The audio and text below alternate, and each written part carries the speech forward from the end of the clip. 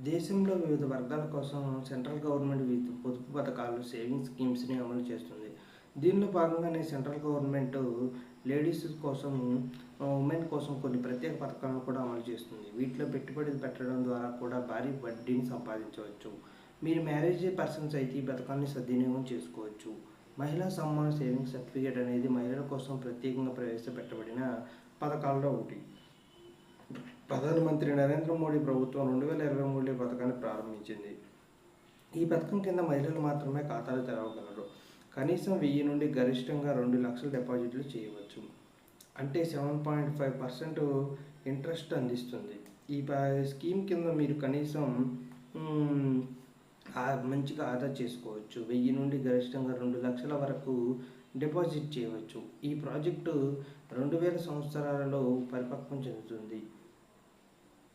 అయితే ఖాతా తెరిచిన తేదీ నుండి 1వ సంవత్సరం తర్వాత మీరు అర్హత కలిగిన బ్యాలెన్స్లో 40% ఉపసంహరించుకోవచ్చు.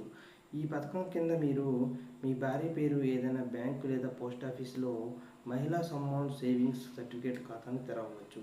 2,00,000 డిపాజిట్పై 32,000 వరకు వడ్డీ వస్తుంది.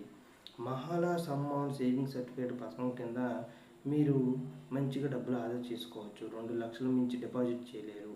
అంటే 7.75 వడ్డీ అయితే వస్తుంది. దీని ప్రకారం ఉద్యోగ విరమణ సమయంలో ఆ మహిళ మొత్తం 1000 అందుకుంటుంది. అంటే రూ. 2,32,044 అందుబాటులో ఉంటాయి.